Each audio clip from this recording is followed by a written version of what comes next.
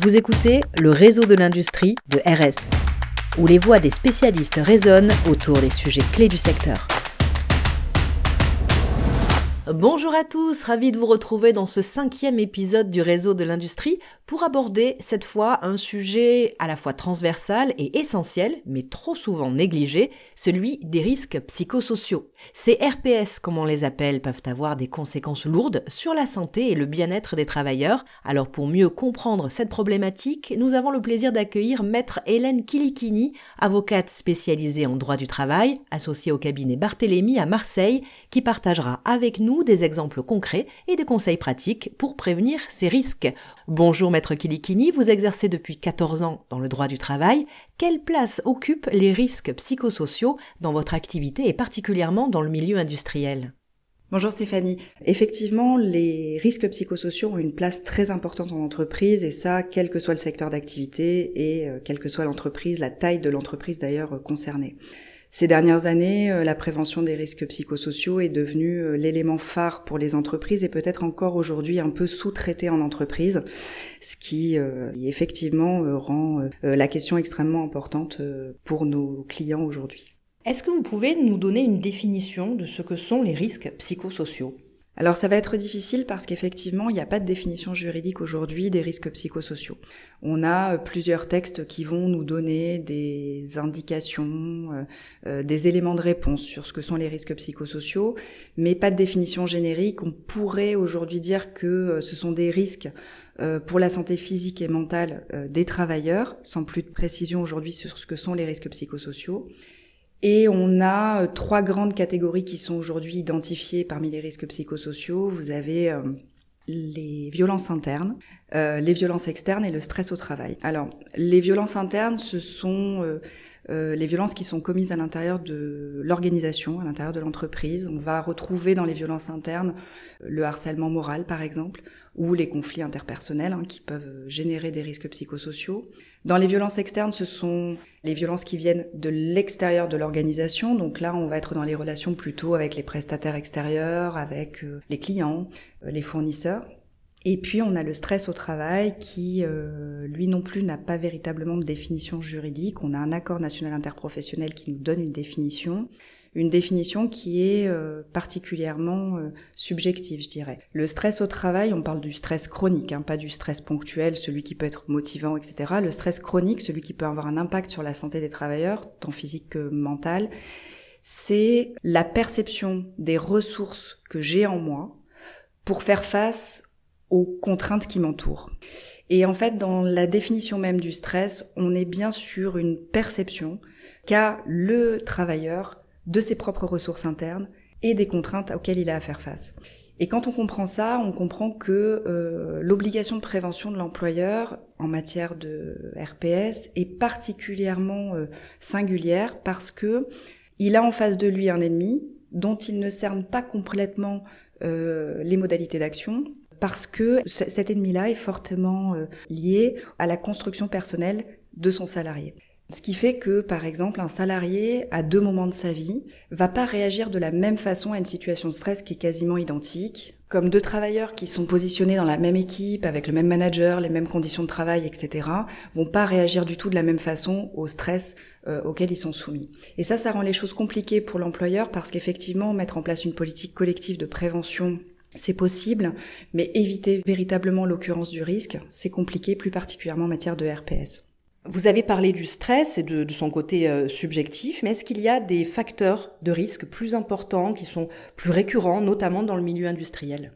Alors le milieu industriel présente quand même une particularité dans ses modalités d'organisation du travail. On a souvent dans le secteur industriel des travailleurs de nuit, des travailleurs postés, avec des rythmes de travail qui fatiguent l'organisme et qui peuvent effectivement être source de stress.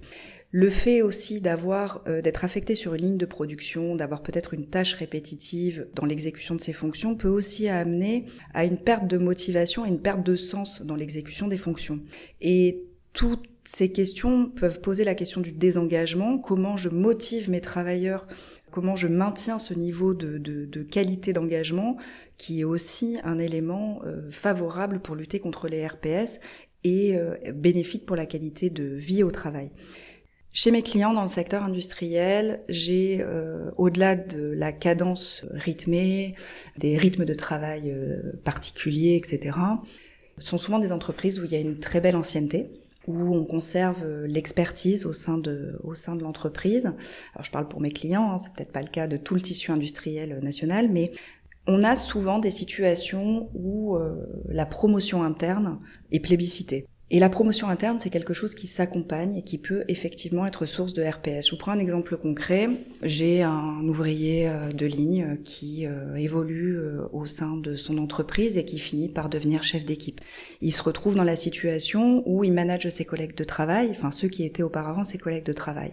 Si le management n'est pas accompagné, c'est-à-dire qu'il n'y a pas une communication auprès de l'équipe pour valoriser et légitimer la position du nouveau manager, s'il n'y a pas une formation aussi qui accompagne cette promotion, parce qu'effectivement manager c'est un métier, être manager, c'est un métier à part entière. Il y a de véritables outils à mettre en place pour que le cadre soit efficace et permette aux salariés d'évoluer dans de bonnes conditions. Si les choses sont pas accompagnées de cette façon-là, si la politique de promotion au sein de l'entreprise ou d'évolution professionnelle n'est pas claire, et qu'il y a une sensation au sein de l'équipe que cette promotion n'est pas juste, parce que un autre salarié aurait peut-être, dans l'esprit de l'équipe, mérité cette promotion, en tout cas mérité davantage cette promotion, on va avoir une situation où l'équipe va être en souffrance, mais aussi le manager va être en souffrance.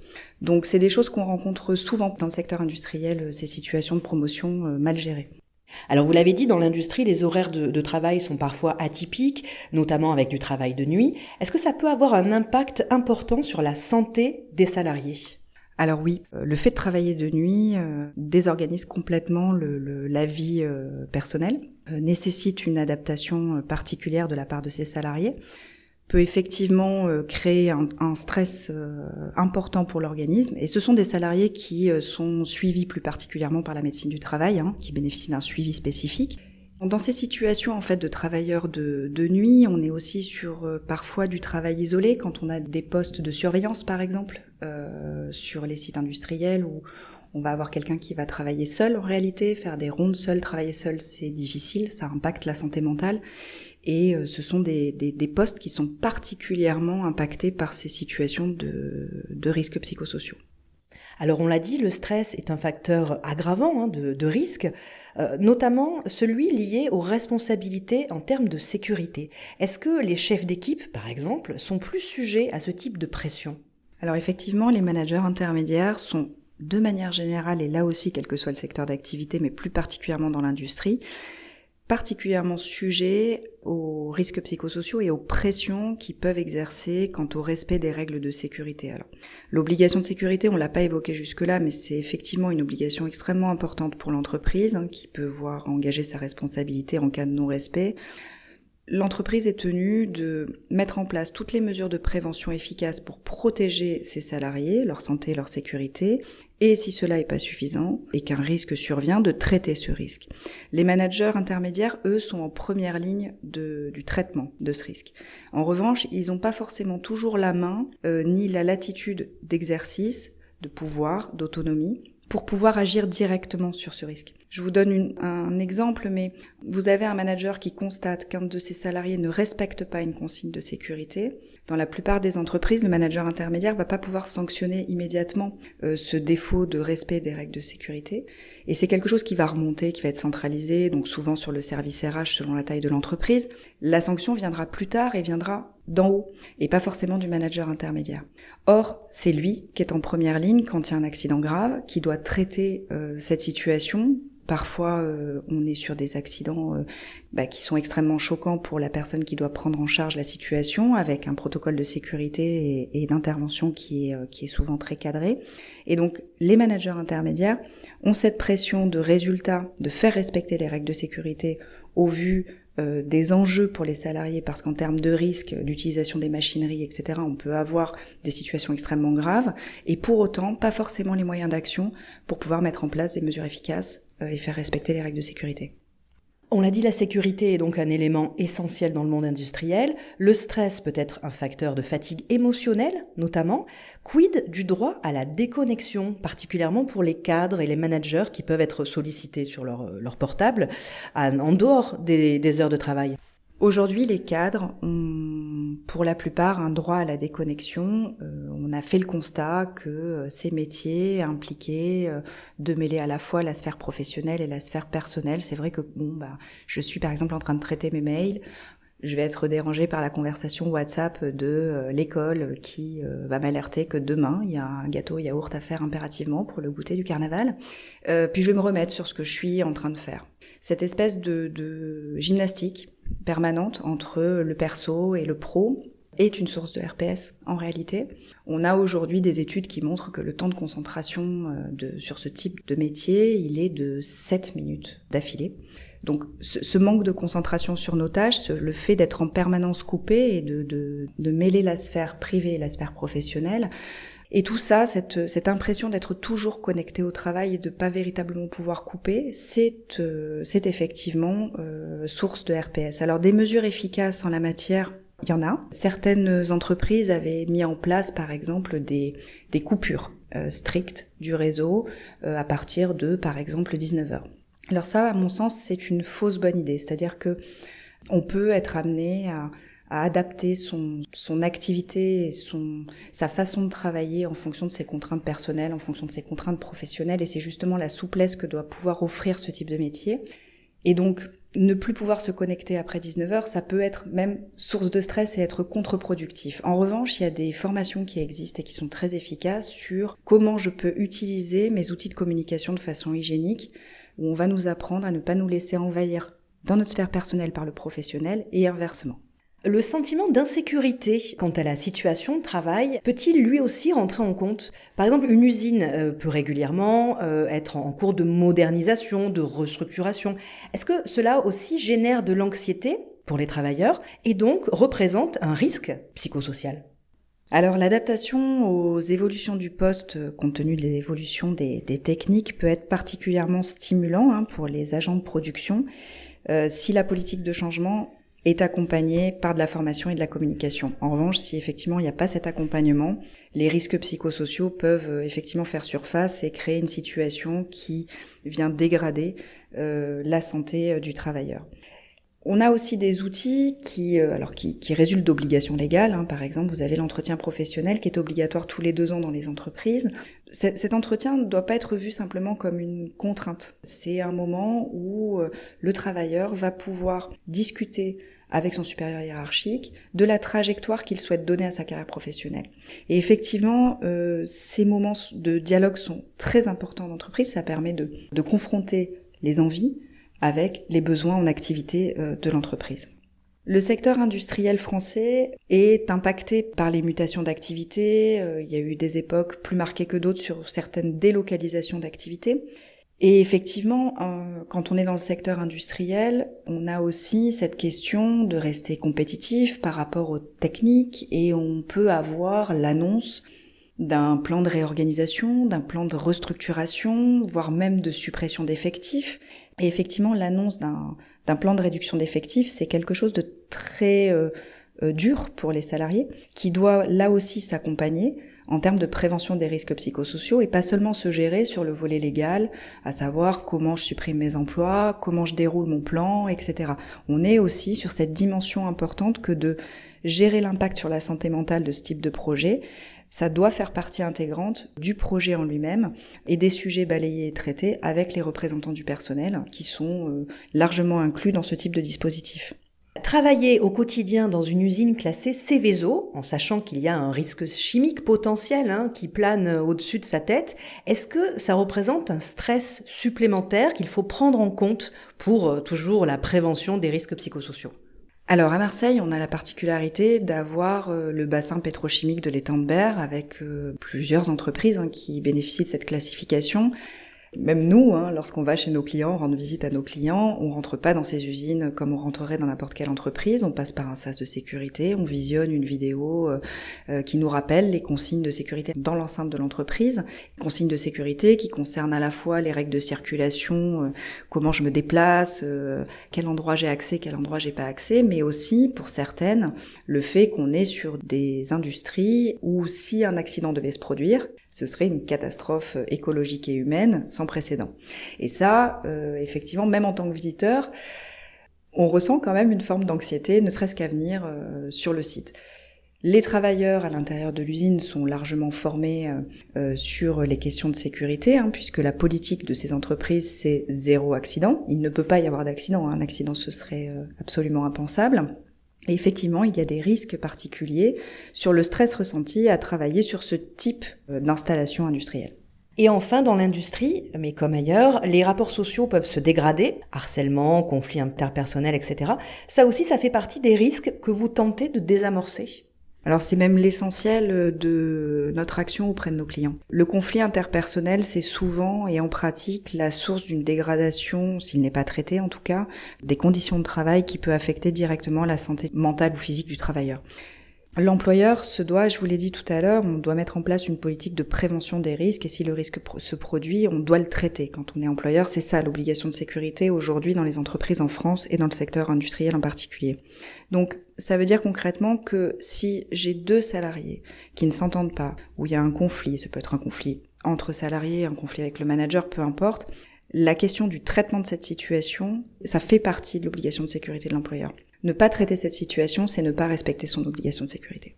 Alors oui, désamorcer les conflits interpersonnels, c'est éviter qu'une situation ne dégénère en situation de harcèlement moral, c'est éviter qu'elle ne dégénère en situation d'inaptitude au travail, parce qu'effectivement, quand les relations au travail deviennent de plus en plus compliquées, on peut aussi s'orienter vers cette situation-là.